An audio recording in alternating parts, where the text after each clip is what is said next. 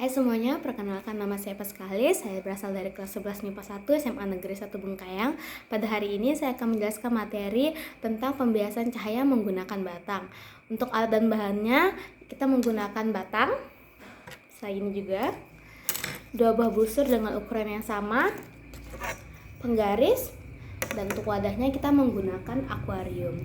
Selanjutnya mari kita lanjut ke cara pengerjaannya.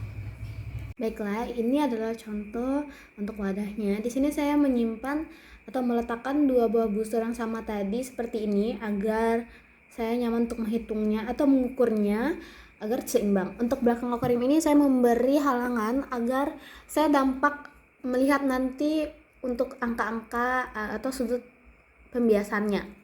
Pertama kita akan mencari sudut bias dari 30 derajat. Di sini saya akan mencari total itu ada 3 sudut. Yang pertama itu ada sudut 30 derajat, 45 derajat, dan 60 derajat. Jadi yang pertama itu ada sudut 30 derajat. Kita ambil sudut datangnya seperti ini. Kita arahkan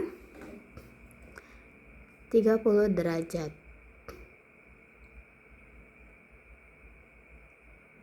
Kita lihat di sini jika sudut bias yang didapatkan itu adalah 25 derajat. Baik, untuk pengukuran dari sudut 30 derajat menghasilkan sudut biasnya itu yaitu 25 derajat.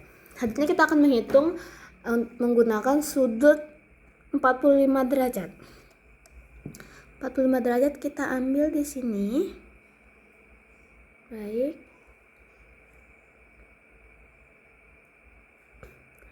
Sebentar ya, 45 derajat.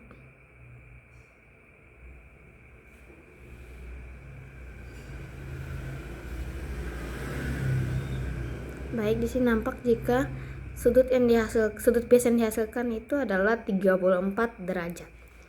Baik, selanjutnya kita akan menghitung sudut 60 derajat. Karena di sini itu kayunya sepertinya kepanjangan.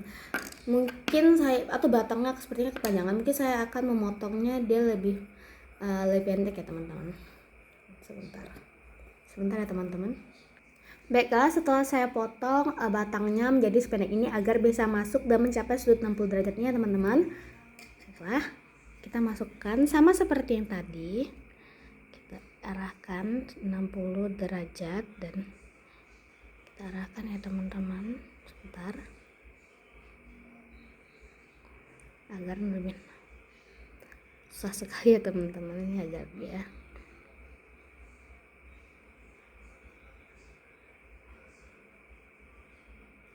Ya, nampak ya teman-teman jika sudut bias yang dihasilkan itu adalah 45 derajat.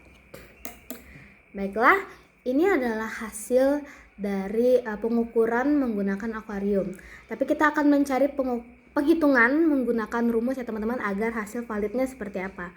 Jadi ini didapatkan untuk sudut bias menggunakan pengukuran dari 30 derajat itu kita dapatkan sudut biasnya 25, 45 itu 34 dan 60 derajat itu 45 derajat. Baiklah, mari kita lakukan menggunakan penghitungan.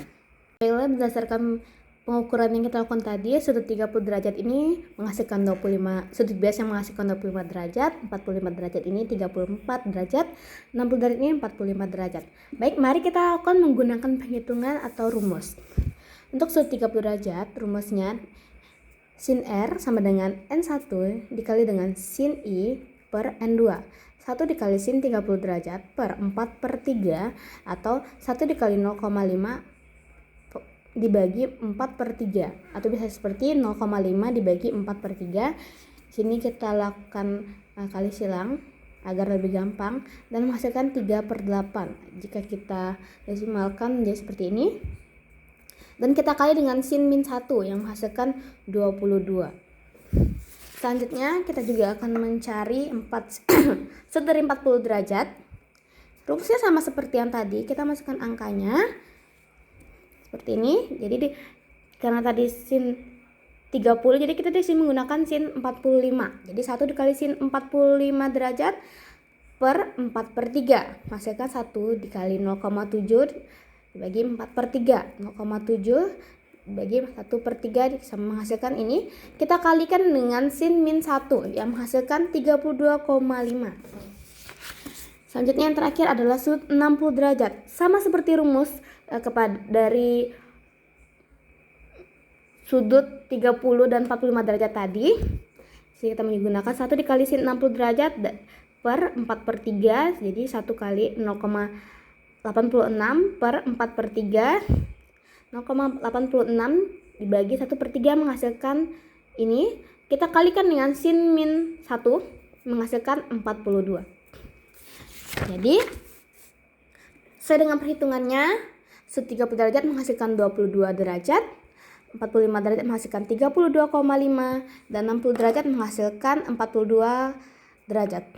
Jadi dari selisihnya tadi, kita menghasilkan jika sisi dari sudut 30 derajat dari pengukuran dan perhitungannya ada 3 derajat, sisi dari 45 derajat dari pengukuran dan penghitungannya ada 1,5 derajat, dan selisih dari sudut 60 derajat dari pengukuran dan perhitungannya itu ada 3 derajat.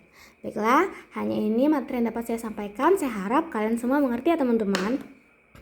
Ini adalah kesimpulan yang saya dapatkan saat saya mengerjakan materi ini. Pembiasan cahaya menggunakan batang adalah fenomena di mana cahaya tampak bengkok atau patah saat melewati batas dua medium yang berbeda, seperti dari udara ke air tadi, seperti kita menggunakan akuarium tadi ya teman-teman, dengan menggunakan batang yang sebagiannya terendam. Ini terjadi karena kecepatan cahayanya itu berubah saat berpindah dari satu medium ke medium yang lain, menyebabkan arah rambatnya juga berubah. Batang yang sebagian terendam air menjadi ilustrasi visual yang jelas dari prinsip pembiasan. Baik, hanya ini penjelasan dapat saya jelaskan kepada teman-teman. Saya harap penjelasannya dapat dimengerti.